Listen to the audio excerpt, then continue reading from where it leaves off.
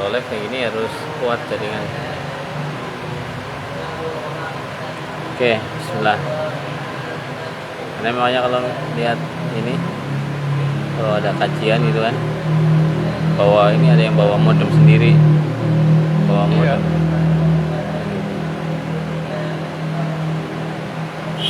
Ada? Pegang Ini aja. Miring aja nggak apa-apa, miring.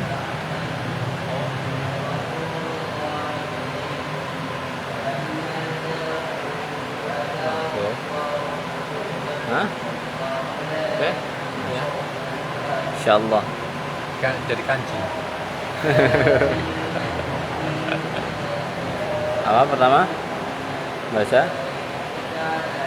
Kola. Belum apa?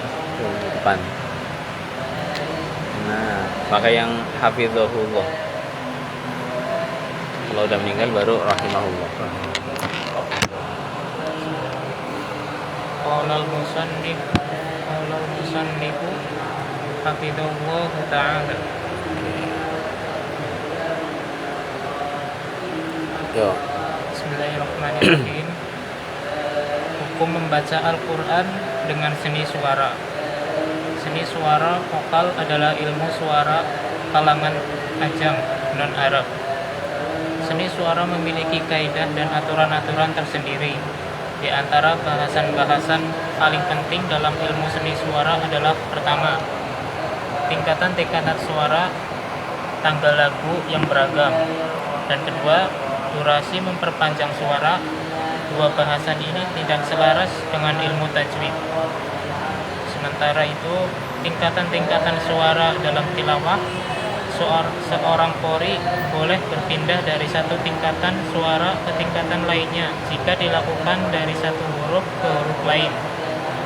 Jika perpindahan tingkatan suara dilakukan dalam satu huruf, seperti huruf-huruf mad dan gunnah, seorang qori harus menggunakan satu tingkatan suara saja untuk salah satu di antaranya, karena mengabaikan aturan ini akan memutus satu huruf menjadi beberapa huruf, dan para imam qiraah melarang hal itu.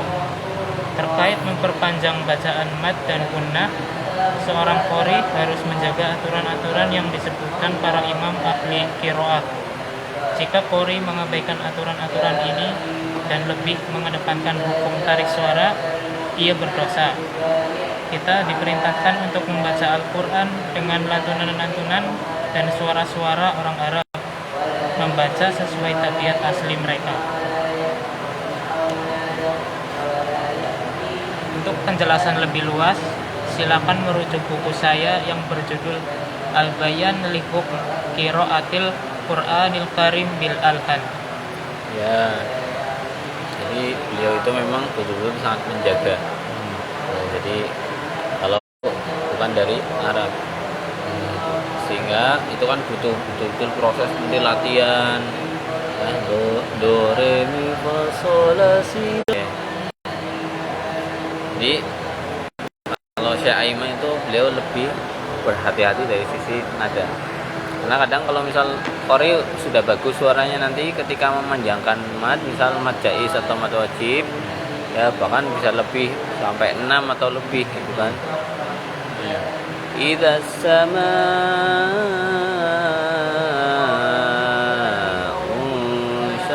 itu kan panjang banget.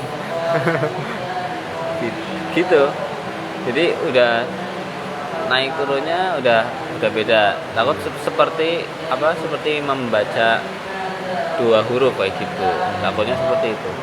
Ya makanya satu nanti saya idza samaa'un syaqqat. Itu juga sudah bagus kan? Kalau kayak gitu, ya. Nah itu makanya itu yang Syekh Aiman tidak sarankan. Kayak gitu. Nah memang nanti penjelasannya yaitu Al-Quran itu tujuannya buat jadi petunjuk.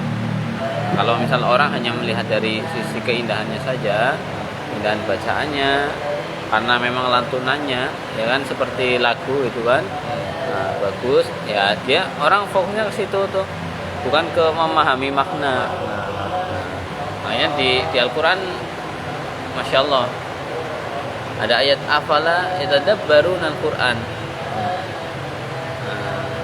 Apakah mereka tidak mentadabburi Al-Qur'an?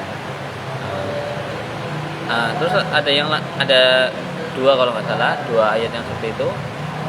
Jadi yang satu lagi, kalau yang pertama am ala qulubin aqfaluha, atau dalam hatinya itu ada gembok, seakan-akan hatinya itu terkunci kayak gitu, nggak mau mentadaburinya kayak gitu. Kalau yang satu lagi afala yatadabbaruna al-Qur'an law kana min indi ghairillahi lawajadu fi ikhtilafan katsira. Seandainya, apakah mereka tidak mentadabburi Al-Qur'an, mencoba memahami isi Al-Qur'an, ya. Seandainya Al-Qur'an itu turun bukan dari Allah, lawajadu fi ikhtilafan katsira, akan mendapati banyak perbedaan. Kayak gitu. Ya, kenapa Al-Qur'an itu mukjizatnya buat selamanya, ya sampai hari kiamat. Jadi nggak ada batasan. Oh, ini Al-Qur'an mah udah nggak cocok zaman sekarang, ya. Ini mau buat yang zaman dulu aja, nggak usah. Sekarang mah udah modern, coy. Kayak gitu. Ya. Karena ada orang yang seperti itu pikirannya. Nah, padahal Al-Qur'an itu mukjizatnya sepanjang zaman. Nah, kapan kita akan mengetahui? Ya nanti banyak yang sudah terjadi, yang Al-Qur'an sebutkan sudah terjadi sekarang, baru diketahui. Ada banyak. Makanya kita kalau misal gali-gali lagi nanti pasti ketemu.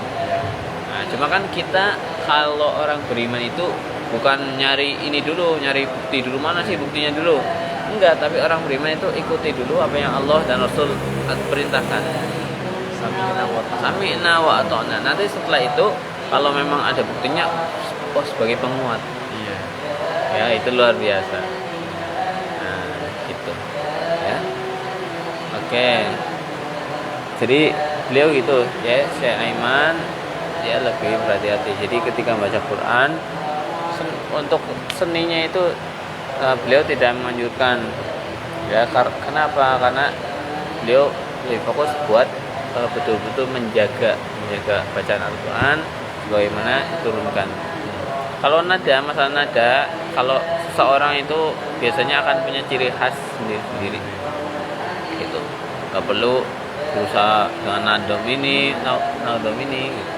Nanti akan keluar sendiri. Yang penting tajwidnya benar. Iya. Gitu, daripada ikut-ikutan syekh ini ternyata syekhnya benar, syekhnya bacanya benar, pas dia yang baca salah panjang pendek gitu. Nah, terus selanjutnya itu tingkatan. Nah, Tingkat kecepatan bacaan Al-Quran. Ada 3 tingkat kecepatan dalam membaca Al-Quran. Pertama, tahqiq, yaitu membaca dengan lamban tanpa memperpanjang. Kedua, tadbir, yaitu membaca dengan kecepatan sedang. Ketiga, hadr, yaitu membaca dengan cepat tanpa memasukkan satu huruf dengan huruf lain. Istilah tartil mencakup 3 jenis kecepatan bacaan tersebut, karena membaca huruf-huruf dengan tajwid dan mengetahui waqaf memerlukan tartil, meski secepat apapun bacaannya. ya, jadi kata Allah, warattilil Qur'ana tartila. Dibaca Al-Quran dengan tartil. Tartil apa? Tartil itu berarti sesuai makhraj, sifat, kemudian tajwidnya, itu sesuai, itu tartil. Nah, dari tartil ini bacaan Al-Quran terbagi jadi 3 kecepatan. Yang pertama tahqiq. Nah, tahqiq apa itu? Pelan. Ya. Kalau tahqiq pelan itu nanti biasanya digunakan ketika belajar, ketika talaki. Bacanya pelan. Jangan ketika belajar talaki bacanya cepet. Udah cepet salah. Udah pelan salah kan mending. Ya, kita koreksi enak. Ya, cepet salah. Apa tadi? Ulang lagi. Kayak gitu. Itu yang pertama. Tahqiq. Itu kalau pakai bahasa Arabnya ya. Kalau misal simpel aja, pelan, sedang, cepat, udah. Oh iya. Kalau mau pakai Indonesia, tapi biar tambah ilmunya kan Iya. tahqiq. Iya. Tahqiq itu asal katanya haqqaqo yuhaqqiqu tahqiqon. Nah, haqqaqo itu maksudnya menaikkan hak. Jadi ketika baca Quran dengan tahqiq berarti betul-betul dia Menunaikan hak. menaikkan Huruf. hak huruf. Betul, Ya. Masya Allah. Tuh. Kemudian yang kedua tadwir. Tadwir. Tadwir.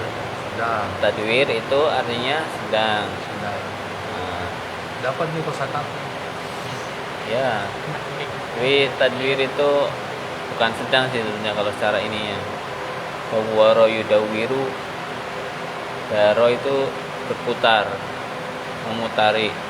Tapi Allah alam ini jadi sedang gimana? Ini belum tahu ya. Nanti bisa dicari lagi. Oke. Oke, yang kedua tadwir sedang.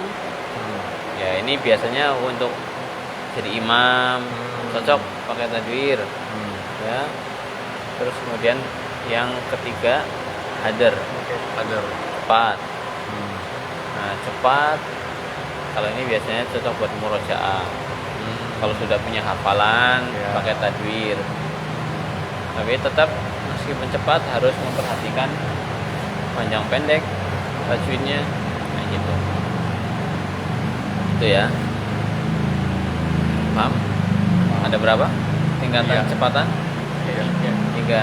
Kalau yang simple Pelan. pelan, Sedang. udah Cepat. cepat udah gitu. Kalau pakai Arabnya Kaki. tahqiq, Takbir. tadwir, Tadwir. Sama Hadar. hadar. hadar. Oke, apa? Hukum membaca Al-Quran. Bukan hukum. Tingkat membaca Ting- tingkat. tingkatan kecepatan. Oh ya, tingkatan kecepatan membaca Al-Quran ada 3. 1 tahqiq, tadwir, 3 hadar. Ya. Tahqiq, tadwir, hadar, TTH ya. Oke. Udah, sampai sini paham? Nah, oke. Kalau nanti prakteknya nanti nih, kalau udah baca. Ya. Coba, Pak Musto ini tadwir. Wih. Masya Allah, tambah ilmu lagi. Tadwir. Tadwir sama kaki. Kaki sama hadar. Ya kalau misal tahqiq nih pelan.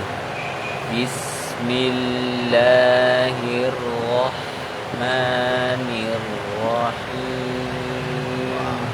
Saya Aiman. Dokter Aiman. Habis napas. Hah? Habis napas. Kuat insya Allah. Kalau masih pendek mah. Ya, cuma bismillah doang kan.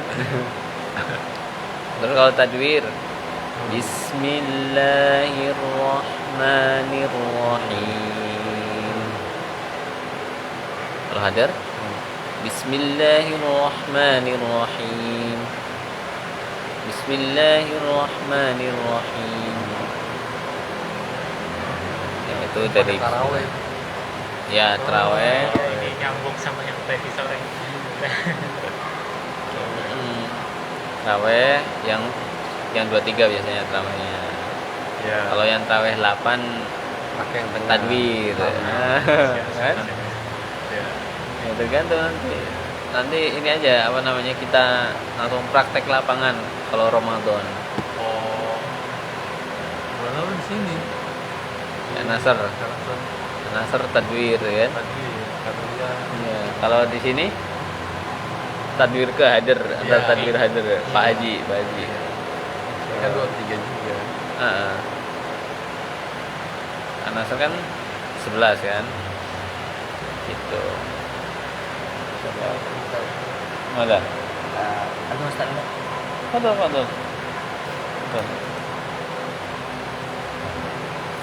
Nah. Ya. Oke. Terus selanjutnya masuk pada ta'awud dan basmalah. Ini udah sempat kita ini bahas sebetulnya. Ta'awud dan basmalah. Yang kemarin baru basmalah dan nyambung 2 surat tuh. Oh, ini tahu. Tambah ta'awud. Yo. Bismillah. ta'awudz dan basmalah. Hukum membaca ta'awudz dan basmalah. Saat hendak membaca ayat-ayat kitab Allah, qori harus memulai dengan bacaan ta'awudz untuk mengamalkan firman Allah. Fa idza qara'tal Qur'ana bismillahirrahmanirrahim. Wa idza qara'tal Qur'ana fasta'idz billahi minasyaitonir rajim. Artinya, maka apabila engkau Muhammad hendak membaca Al-Qur'an, mohonlah perlindungan kepada Allah dari setan yang terkutuk. Surat An-Nahl ayat 98. Terus Baik membaca dari awal ataupun pertengahan surah. Sementara basmalah harus dibaca di setiap awal surah kecuali surat At-Taubah. Saat qori hendak membaca bagian tengah surah, bukan dari awal, ia boleh memilih antara membaca basmalah atau tidak. Sementara ta'awudz harus dibaca seperti yang sudah dijelaskan sebelumnya. Perhatian, ada beberapa tempat di mana qori lebih baik tidak membaca basmalah saat itu, yaitu ayat-ayat terkait orang-orang kafir dan ayat-ayat yang mendoakan keburukan pada mereka. Ayat-ayat yang membeberkan aib kaum munafik, ayat-ayat tentang neraka dan berita-berita tentang neraka, atau ayat-ayat yang menyebut tentang setan. Misalnya, Bismillahirrahmanirrahim. nah, langsung praktek artinya. Oh, boleh. Berarti ta'awudz saja. Tahu saya. Baru dibaca tadi. A'udzu billahi minasyaitonir rajim. Wa qalu ittakhadallahu walada. Subhanahu. Artinya, dan mereka berkata, Allah mempunyai anak, Maha Suci Allah. Surat Al-Baqarah ayat 116. Selanjutnya, A'udzu billahi minasyaitonir rajim. Asyaitonu yu'idukumul Asyaitonu ya'idukumul faqra. Artinya, setan menjanjikan kepada kalian kemiskinan. Quran surat Al-Baqarah ayat 268. Basmalah wajib dibaca jika ayat dimulai dengan kata ganti yang merujuk kepada Allah, seperti Bismillahirrahmanirrahim. Ilaihi yuraddu ilmus sa'ah. Artinya, kepadanya lah ilmu tentang hari kiamat dikembalikan. Quran surat Fussilat ayat 47. Kemudian Bismillahirrahmanirrahim. Huwallazi khalaqakum min tin. Artinya, dialah yang menciptakan kamu dari tanah. Quran surat Al-An'am ayat 6. Nah, itu jadi penggunaan ta'awudz dan basmalah. Kalau misal ta'awudz, ya berarti kita baik di awal, di tengah, kita mulai dengan ta'awudz. Ya, sebagaimana surat An-Nahl ayat 96 ya. Nanti. Iya. 98. An-Nahl 98. Wa idza qara'tal Qur'ana fasta'id billahi minasyaitonir rajim. Kalau baca Quran, mohon ampun pada Allah mohon pertolongan pada Allah dari setan yang rajim terkutuk. Ya. Seperti itu. Jadi ketika awal ataupun tengah ta'awudz. Terus kemudian kapan baca bismillah? Nah, bismillah itu dibaca yang sudah jelas itu di awal surat. Sudah jelas baca bismillah di awal surat, kecuali At-Taubah. Insyaallah. Atau surat kecuali surat At-Taubah atau surat Al-Ahzab. Al-Baro'ah. Al-Baro'ah. Al-Baro'ah itu nama lain At-Taubah. Taubah. Jadi cuma satu doang. Jadi jebakan mulai itu. Lo tersesat lo. Jadi lo tersesat. Makanya ujian. Apa ada ilmu baru ini? Jadi At-Taubah atau nama lainnya itu Al-Baro'ah. Ya. Baro'ah itu artinya berlepas diri. Karena awal surat At-Taubah itu diawali baro'atum, baro'ah. Nah, kata awalnya di surat At-Taubah itu baro'ah. Jadi Al-Baro'ah. Oke. Terus diam dulu. Total basmalah dalam Al-Qur'an berapa dong? Kan Al-Qur'an berapa surat? Waduh. Ini hidup 23 tahun belum tahu jumlah surat dalam Al-Qur'an.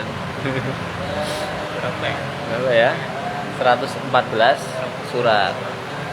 Jadi kalau At-Taubah tidak dimulai dengan basmalah, berarti basmalah dalam Al-Qur'an ada berapa? 113. Betul apa salah? Anda tersesat.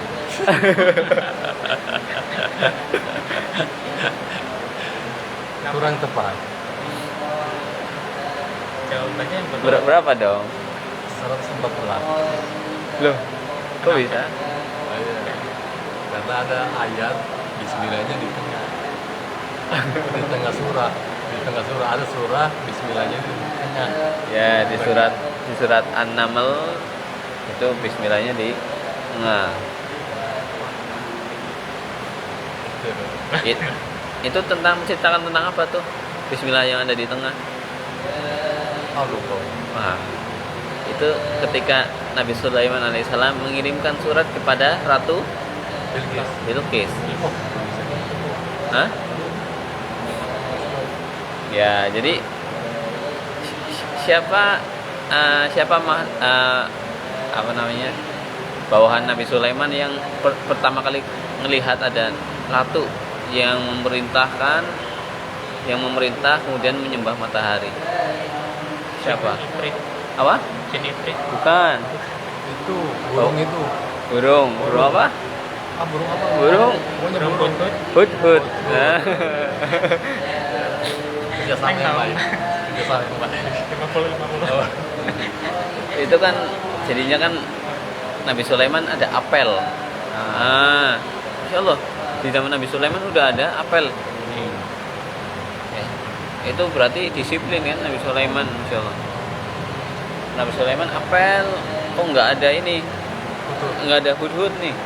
Ini kalau misal dia hudhud kan telat berarti kan datang terus nggak ada informasi yang bagus, penting. Berarti nanti potong sembelih. Ya. Ternyata hudhud itu burung hudhud jauh terbang, nemulah suatu tempat, ya, diperintah oleh seorang ratu. Padahal orang laki-lakinya itu kekar, kuat. Terus kemudian mereka menyembah matahari. Baliklah hudhud tergesa-gesa, ngos-ngosan, terus kemudian ngabarin ke Nabi Sulaiman.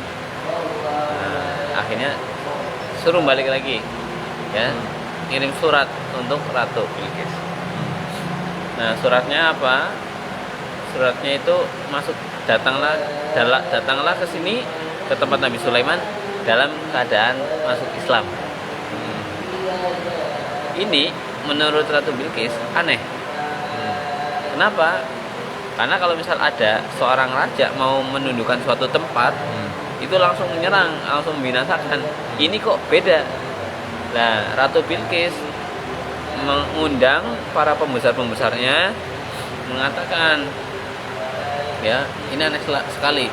Nah, terus mereka bertanya, itu emang dari siapa? Innahu min Sulaiman wa innahu bismillahirrahmanirrahim. Nah, kayak gitu. Jadi kata bismillahnya itu Nabi Sulaiman tuliskan di awal surat, di paling atas. Ya, bismillahirrahmanirrahim. Terus ada bawahnya kata-katanya Nabi Sulaiman. Kalau nggak salah ala ta'lu alayya.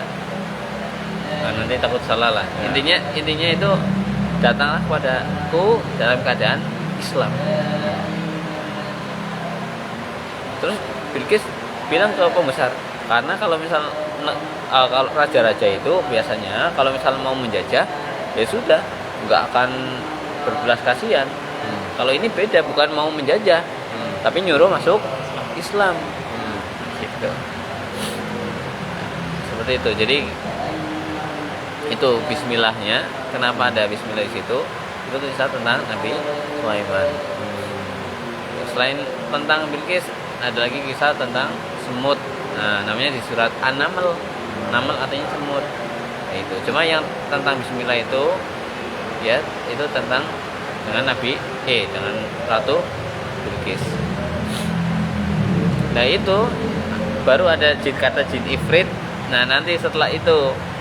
Jadi dulu ada namanya jin namanya ifrit. Nah, sekarang dipakai ya jin ifrit itu ya.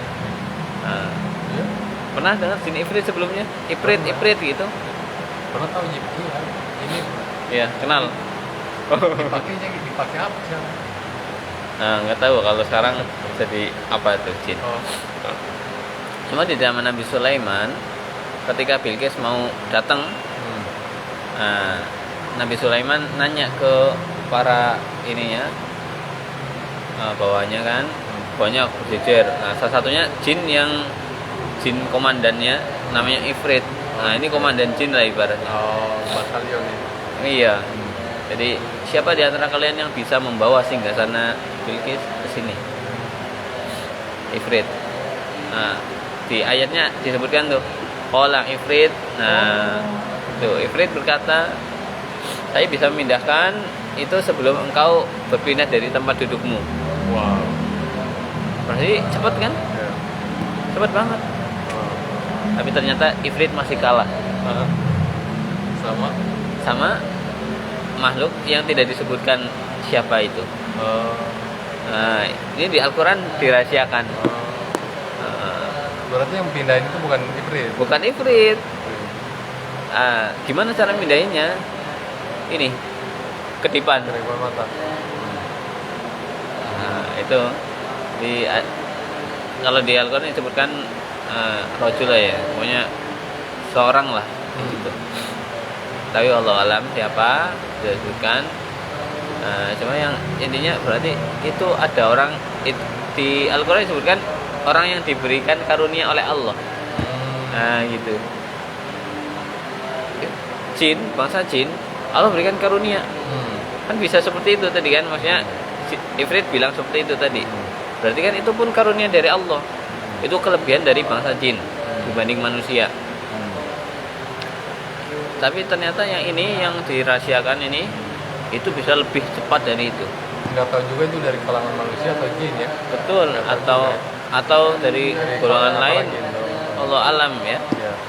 Kayak gitu. Akhirnya itu dibawalah singgasana itu Bilqis sama orang itu. Sama orang-orangnya, sama Ratu Bilqis Enggak, Ratu Bilqis berada dalam perjalanan. Oh gitu. Jadi ketika Ratu Bilqis perjalanan itu dibawa dengan cepat. Ditaruh di sana. Nah, nanti di kayak dihias-hias atau ibaratnya biar nggak terlalu mencolok bahwa itu singgasananya. Oh, dikamuflase dikit. Betul, kamuflase sedikit. Soalnya nanti di ayatnya itu Nabi Sulaiman nanya, apakah tahu ini singgasana ini? Nah, itu. Terus Bilqis bilangnya ka'annahu.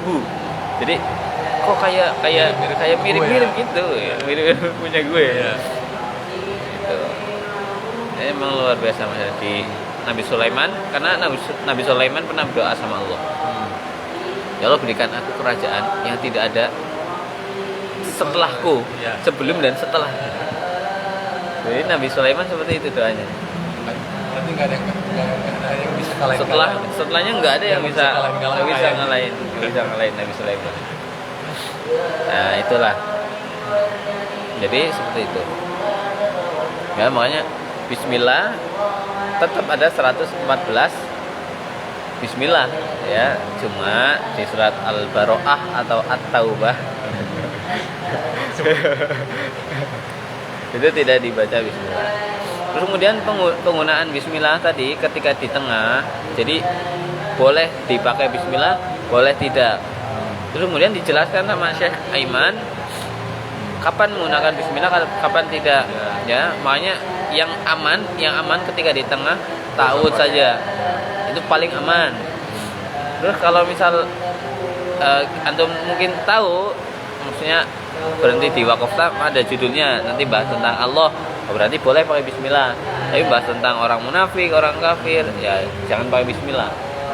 Gitu. Tapi yang paling aman apa? Langsung ta'awudz. Gitu. Makanya aman itu ta'awudz langsung. Gitu. Nah, kalau kita menyebutkan bismillah terus bahas tentang orang kafir langsung, jangan menyebut nama Allah ya yang Maha Pengasih lagi Maha Penyayang, bahwa orang kafir ini, nah itu kurang. Kontra ini. Boleh ya, boleh, cuma tidak disarankan kayak gitu oleh para ulama. Oke. Nah, kayaknya mungkin sampai sini dulu. Kalau kita lanjutkan, pada Isya nih kita lanjutkan. Atau sudah Isya, setelah Isya istirahat. Iya. Rasanya udah 4 episode ini hari ini. Nanti Iya kan? lihat aja habis Isya. Kalau kecas lagi ayo. Iya. Cuma ini masih baru pembahasan dari ta'awudz ya. Berarti besok 4 cara membaca ta'awudz dan basmalah. Ya. Ya itu saja, semoga diri ini bisa bermanfaat. Kita tutup dengan baca alhamdulillah dan kafaratul majlis. Alhamdulillahirabbil alamin. Subhanakallahumma wa bihamdika asyhadu an la ilaha illa anta astaghfiruka wa atubu ilaik. Assalamualaikum warahmatullahi wabarakatuh.